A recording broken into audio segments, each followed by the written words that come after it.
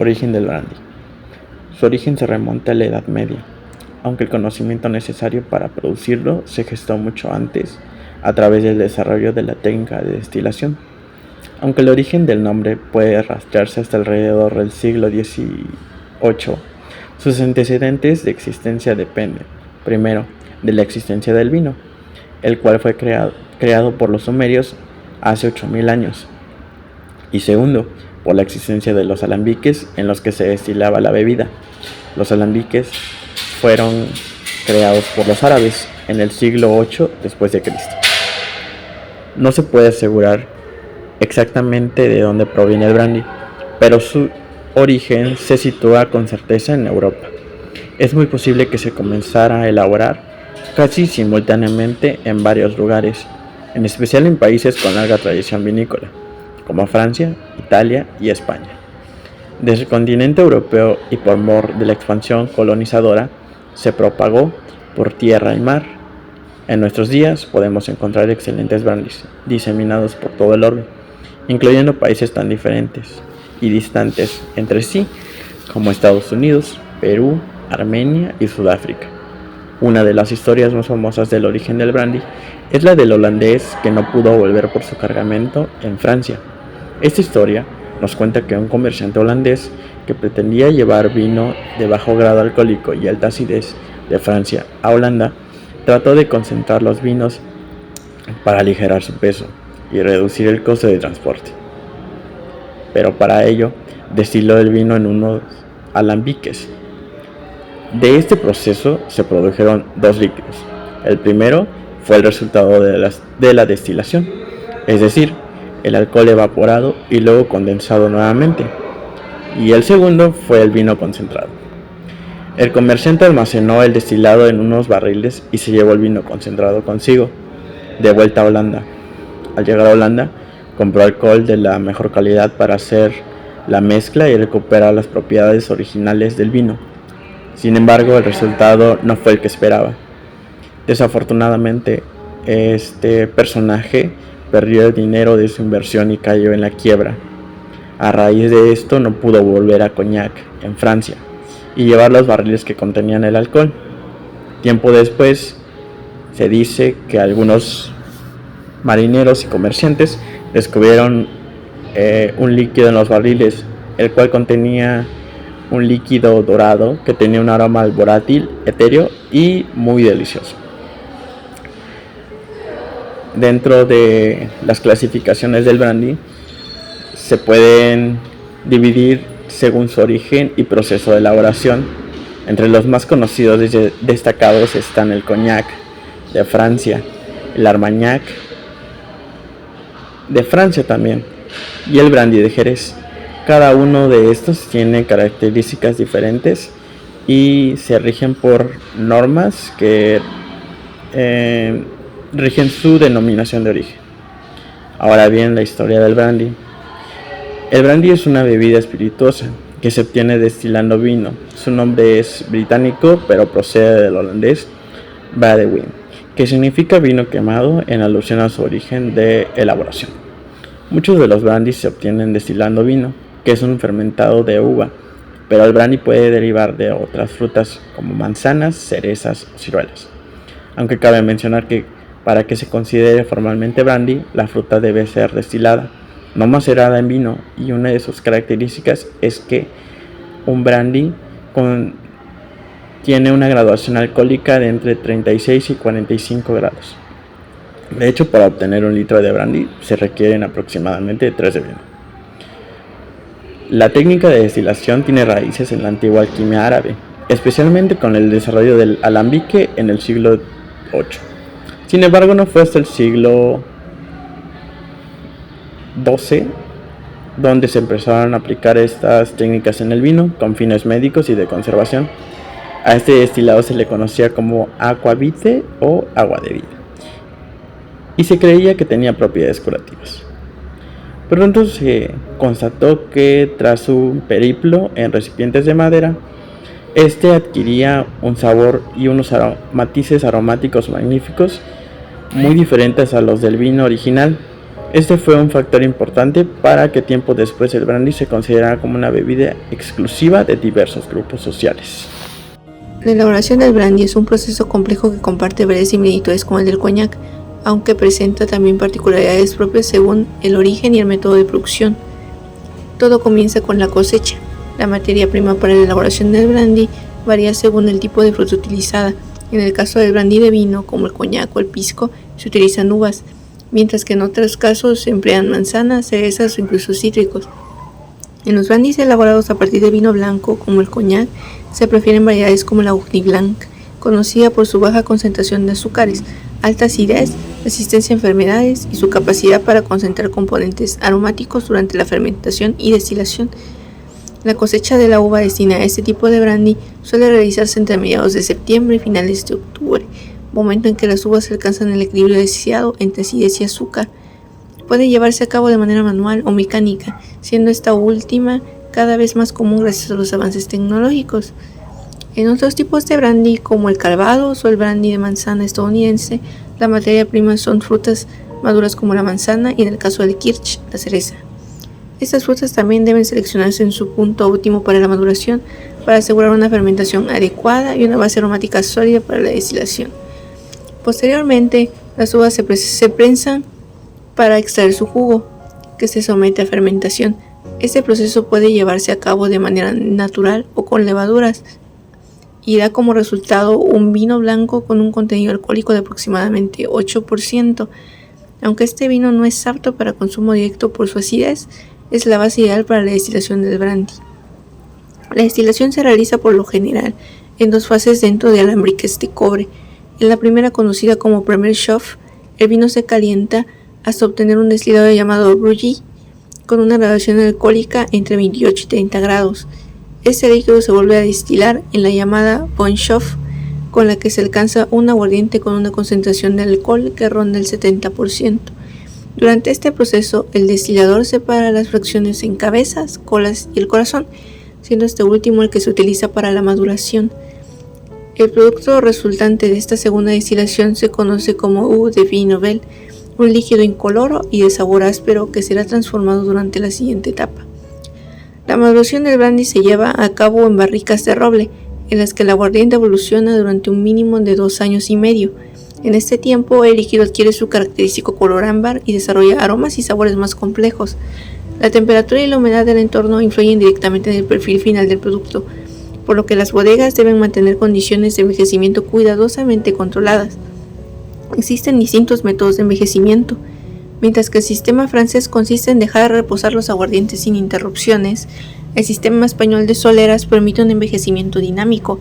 En este brandy se almacena en escalas graduadas de barricas, donde el licor más antiguo se ubica en la base y es el primero en ser extraído para su comercialización, mientras que las barricas se rellenan continuamente con producto más joven. Este método favorece la aireación y la oxidación gradual del producto. Una vez alcanzada la madurez deseada, se procede al ensamblaje o mezcla, en el que se combinan varios brandys de diferentes edades y características para obtener un producto final equilibrado, uniforme y con una identidad propia. El brandy más joven presente en la mezcla determina la edad mínima declarada en la etiqueta. Finalmente, el brandy sometido al embotellado en tapa, que puede realizarse de forma industrial o manual, según el volumen de producción. Tras este paso, el producto está listo para su distribución y consumo. Dentro de la gran variedad de cócteles elaborados con brandy podemos encontrar los siguientes 5. Primeramente tendremos al brandy Alexander. Este cóctel surgió a principios del siglo XX y se consolidó como una opción sofisticada en salones y bares de alto nivel. Se compone de partes iguales de brandy, crema de cacao y nata líquido, crema de leche, y se preparan agitando los ingredientes con hielo picado. Su presentación tradicional en copa de cóctel puede complementarse con una pizca de nuez moscada. Como segundo tenemos a Cocktail Rose, de origen europeo. El Cocktail Rose es una mezcla delicada y aromática que combina kirsch, vermut seco y brandy de cereza. Se elabora en vaso mezclador con hielo y se sirve colado en copa de cóctel, adornado con una guinda. Su sabor balancea el dulzor del brandy con la sequedad del vermut. Como tercer cóctel tenemos al Harvard Cooler. Este cóctel es una variante de los coolers, bebidas largas, refrescantes que se caracterizan por incluir un destilado, algún cítrico, azúcar y un componente carbonatado. En este caso, el protagonista es el Calvados, un brandy de manzana originario de Normandía, Francia, mezclado con zumo de limón, jarabe de azúcar y agua con gas. Como siguiente cóctel tenemos a la piscola. La piscola es un cóctel típico de Chile, muy popular en contextos informales y de reunión social. Se prepara combinando pisco con refresco de cola, zumo de limón y opcionalmente unas gotas de angostura, servido en vaso largo con hielo. Por último tenemos al Apple Sunrise, inspirado en cócteles visualmente atractivos como el Tequila Sunrise. El Apple Sunrise utiliza calvados como base alcohólica, licor de casi, zumo de limón y zumo de naranja natural. Esta combinación se sirve en vaso largo con hielo, dando como resultado una bebida frutal, aromática y de colores cálidos. Yo les voy a hablar un poco de la historia y del origen del coñac. El coñac es un tipo de brandy que es producido exclusivamente en la región de Cognac, en el sureste de Francia.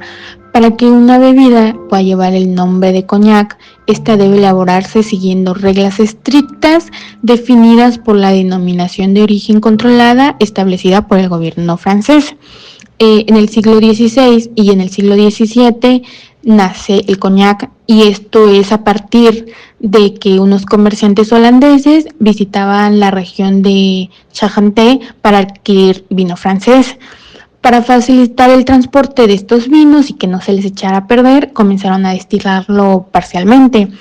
Con el paso del tiempo se descubrió que este vino destilado, al envejecer en barricas de roble, desarrollaba sabores ricos y complejos, y así es como nace el coñac. En el siglo XVIII empieza la expansión del coñac a Inglaterra, América y Asia, y también en este siglo se fundan las primeras casas productoras importantes como Martel en 1715 y Hansi en 1765.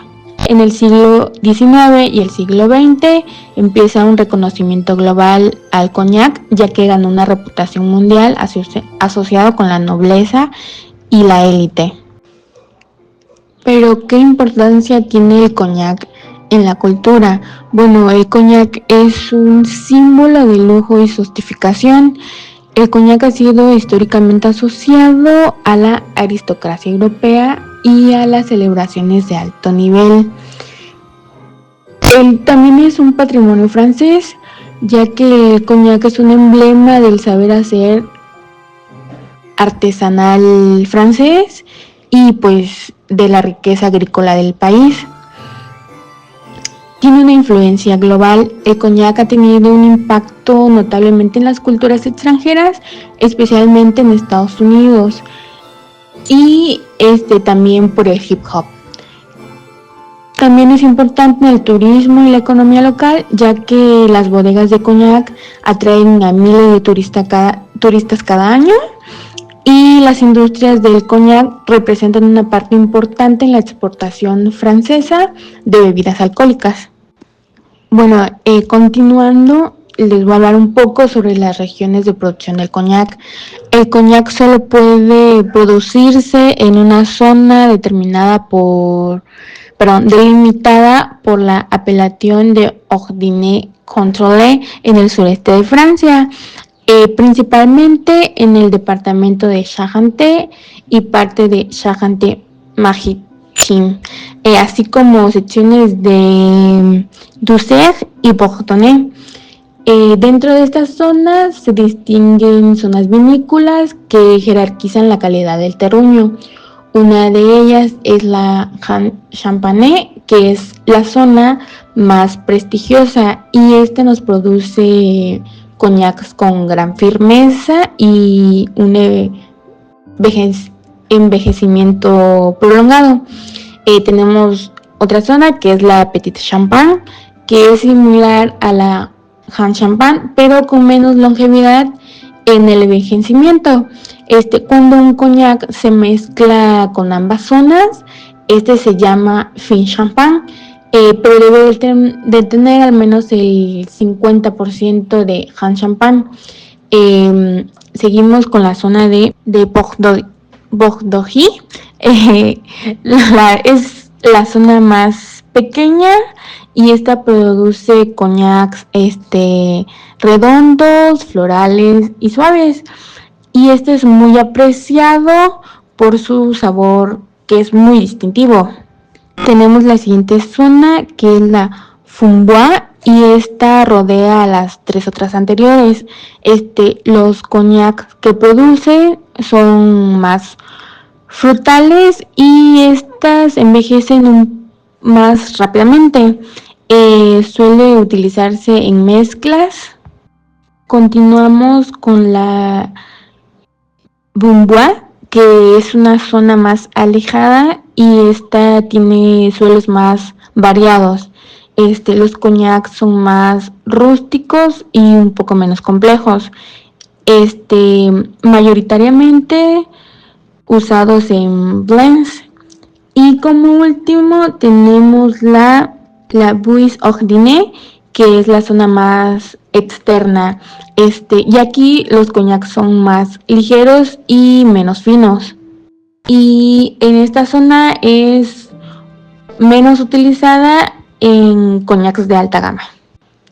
Y las uvas que se utilizan para elaborar el coñac es la Trebino, que es una variedad blanca y muy resistente a las enfermedades. La Full Blanche, que es una variedad histórica antes de la Phylloxera. Y también tenemos la Colombage, que esta aporta sabores a frutas y florales. Y también tenemos otras variedades que se utilizan en menor porción, que son la Montis y la Samillon. También tenemos la Folignan, que es un cruce entre la Folle Blanche y la Trebbiano. A continuación ahondaremos más acerca del proceso de elaboración del coñac. Primero que nada, ya sabemos qué varietales de uvas son las que se tienen que usar para la elaboración del coñac, principalmente el Ugni Blanc. La zona de cultivo, claro, siempre tiene que ser en una zona denominada en la región de coñac. De no ser este el caso, entonces no se le considera al producto final un coñac. Respecto a la vinificación, las uvas se prensan y se fermentan para obtener un vino blanco seco, ácido y de baja graduación de alcohólica. Por lo regular estos alcoholes son de 8 a 10% de volumen de alcohol. No se añade nunca azúcar ni se corrige su acidez.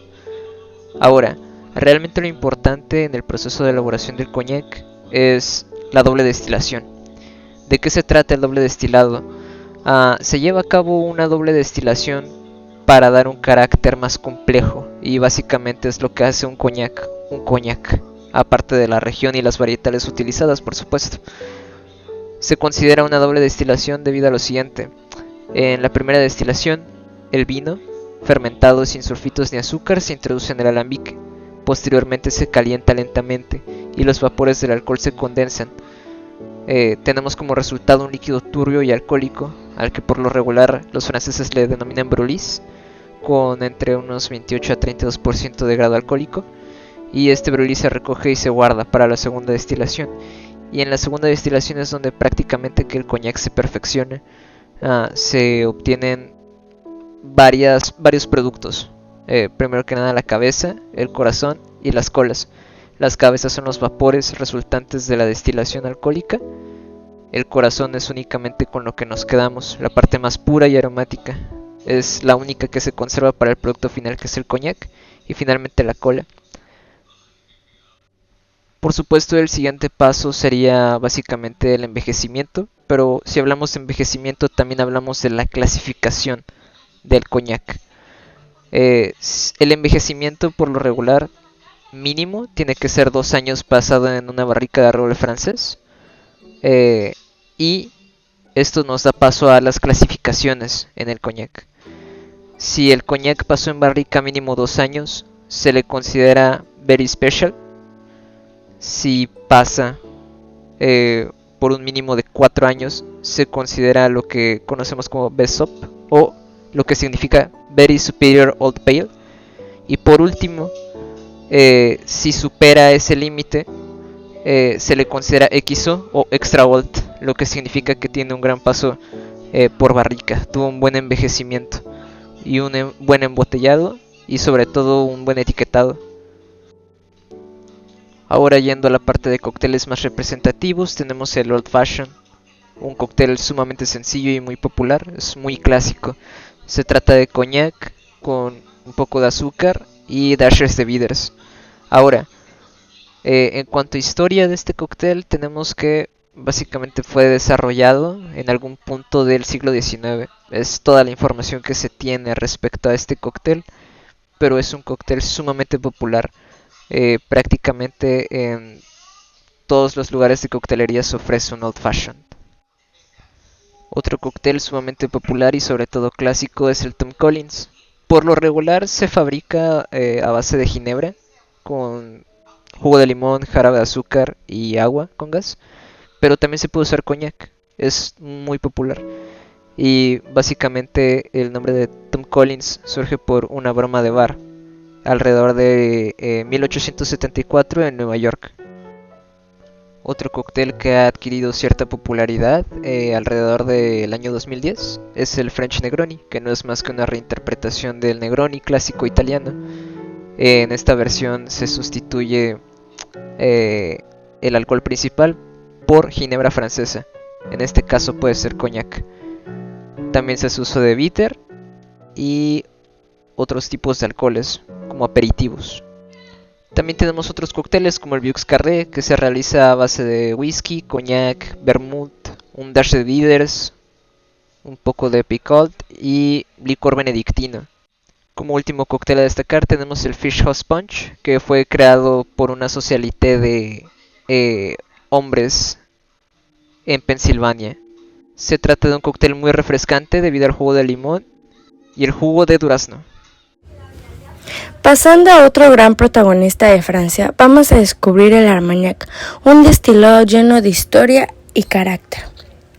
Originario de Gascuña, el Armagnac es un destilado de uva que, aunque comparte familia con el cognac, posee un carácter único y distintivo, que se elabora principalmente con variedades de uva como Onic Blanc, Folle Blanche, Colombard y Baco Blanc, todas perfectamente adaptadas al clima soleado y templado de la región. A diferencia del cognac, que busca una producción más uniforme y elegante a través de una doble destilación, el Armagnac es un destilado más rústico, artesanal, incluso más auténtico, ya que solo pasa por una única destilación. A esto le da un perfil más cálido, profundo y con una personalidad más expresiva. Entre sus características principales destacan sus aromas a frutas secas, ciruelas, higos, notas de especias, tabaco y un fondo marcado de madera, resultado de su envejecimiento en barricas de roble, tradicionalmente roble negro de Gascuña. Un dato que me gustaría mencionar es que el Armagnac es considerado el destilado más antiguo de Francia, incluso anterior al cognac, y sus primeras referencias documentadas datan al siglo XIV. Siguiendo con la historia del Armagnac, este se remonta al año 1310, cuando un monje llamado Vital Dufour escribió un tratado donde describía los beneficios del aguardiente elaborado en Gascuña. Inicialmente no se bebía por placer, sino que se utilizaba como medicina para curar enfermedades, desinfectar heridas y prolongar la juventud. De hecho, en su manuscrito se encontraban hasta 40 virtudes terapéuticas atribuidas a este destilado. Con el tiempo, y gracias al saber hacer de los campesinos gascones, el Armagnac pasó a ser un remedio a convertirse en una bebida de consumo social. La producción siempre se mantuvo muy local y artesanal, marcada por el fuerte orgullo regional. Durante el siglo XIX comenzó a expandirse su comercialización a otras partes de Francia, pero siempre conservando su esencia, pequeñas producciones, mucha tradición y una conexión profunda con su tierra de origen. Fue finalmente que en el año 1933 se le otorgó la denominación de origen controlada, siendo uno de los primeros productos franceses en recibir esta protección oficial. Esta denominación garantiza que solo puede llamarse Armagnac aquel que esté elaborado dentro de 3 zonas específicas: Bas-Armagnac, Tex-Narcec y Haut-Armagnac. Un dato curioso que me gustaría mencionar es que una de las principales subregiones es conocida por proporcionar los armagnacs más finos y aromáticos gracias a sus suelos arenosos y arcillosos. En cuanto al proceso de elaboración del armagnac, comienza con la vendimia de uvas en otoño. Estas uvas se transforman en un vino blanco, ligero y con alta acidez, sin la adición de productos químicos ni correcciones artificiales. Después se realiza la destilación, generalmente en un aparato muy característico llamado alambique armagnaqués. A diferencia del albanique de cognac de ópera en destilaciones dobles y discontinuas, el albanique de armagnac funciona de forma continua y a baja temperatura. Esto permitiendo preservar una mayor cantidad de aromas primarios y ofreciendo al destilado una riqueza olfativa y gustativa más intensa. Una vez obtenido el destilado, se envejece en barricas de roble negro de Gascuña. Durante este proceso, el armagnac desarrolla su complejidad, absorbe los taninos de la madera y adquiere notas de vainilla, incluso frutos secos, cuero y especias. El tiempo de crianza puede variar enormemente. Algunos armagnacs suelen ser jóvenes y tienen una energía vibrante, ideales para cócteles modernos, mientras que los añejos pueden descansar durante décadas, ofreciendo estos una profundidad inigualable, con sabores que evolucionan capa tras capa. Un dato curioso que me gustaría mencionar es que el armagnac, a diferencia de muchos destilados, puede envejecer durante más de 50 años en barrica, sin perder su vitalidad ni su carácter. Existen botellas de armagnac fechadas año por año, una práctica única que permite comprobar que el destilado de una cosecha específica, algo muy especial para los coleccionistas. Siendo así, el proceso de elaboración del armagnac para finalmente hacer su embotellado y poder disfrutar de un riquísimo armagnac. Hola, buenos días, mi nombre es Alejandro. Voy a explicarles la clasificación del armagnac desde la denominación de origen hasta sus tipos que existen. Como denominación de origen tenemos el armagnac, que es un destilado de vino producido en la región de Gascuña, en Francia, con más exactitud al suroeste de Francia. Tiene denominación de origen controlada desde el año 1936. Se divide en 3 subzonas principales de fabricación. Tenemos el Bas Armagnac, que en particular tiene tierras arenosas y arcillosas, a lo que hace que la producción sea de armagnacs mucho más finos, suaves y con notas mucho más florales. Tenemos el Armagnac Tenares, que en particular se identifica por tierras más calcáreas, por lo que nos da armagnacs potentes, estructurados. Principalmente se usa para largos añejamientos. El otro que podemos conocer es el Haut Armagnac, que son zonas que con menos producción, digamos que es una producción mucho más limitada al que nos da los anteriores, por lo cual nos va a dar armagnacs mucho más ligeros. Ahora les practicaré un poco de los tipos de armagnac según el tiempo de envejecimiento. Tenemos el Berg Special, que de años de envejecimiento tenemos como mínimo 1 año en barrica. Tenemos como notas que es joven, con aromas afrutados. Luego tenemos el Berry Super Old Pale, que lo tenemos como 4 años mínimo de envejecimiento, que nos va a dar un armagnac mucho más maduro, más fuerte que el anterior. Tenemos el Extra Old, que como mínimo son 10 años de envejecimiento. Antes, desde el 2018, antes del 2018 eran mínimo 6 años de añejamiento. Cambió completamente la regla y ahora son por lo menos 10 años mínimo a partir del 2018 para el año actual. Esto nos va a dar unas notas más elegantes, más con notas más especiadas, a frutos secos, por lo cual nos va a dar un olor mucho más potente. Tenemos el Old Stage, que significa el fuera de edad, que es mayor a 10 años, por lo cual nos va a dar un armagnac de alta calidad, con perfiles muy evolucionados, mucho más fuertes. Y tenemos el Millésime, que es una cosecha única, es especial, no es mezcla, es puro, digamos. Se conserva, se fermenta en botella, tipo al método champán. Lo cual va a dar un sabor mucho más fuerte y potente, un sabor más puro del Armagnac. Todos estos realizan su envejecimiento en barricas de roble, principalmente en las regiones de Montselon o Limousin, a lo cual después de los tipos de Armagnac basados tenemos otros tipos especiales, que son el Blanc Armagnac, que es un Armagnac joven, sin crianza en barrica, es completamente cristalino, fresco y afrutado, se lanzó oficialmente como denominación de origen en 2005, y tenemos el Awesome Blush, que es un Armagnac con mezcla de varios años, para lograr perfiles de sabor más consistentes, fuertes y concentrados. Ahora les diré uno de los principales cócteles clásicos con Armagnac. Tenemos el Armagnac Sur, que se clasifica por Armagnac, jugo de limón, jarabe. Este en particular lleva clara de huevo, puede ser opcional o no, hielo, cerezas y rodajas de limón. Este es un Armagnac de dulzor y acidez, por lo cual puede dar un sabor muy agradable. Más que nada, si agregas el huevo es para dar un poco más de textura. En olor vamos a sentir nuevas cítricas frescas y un final cálido como la madera gracias a la fermentación en barrica. Vamos con el Armagnac Old Fashioned, que lleva Armagnac, azúcar, gotas de agua y test de naranja. El cóctel en particular nos va a dar frutos secos, cuero y Armagnac. Este es un carácter muy fuerte, no es recomendable para muchos. Tenemos el French Connection con Armagnac y Amaretto.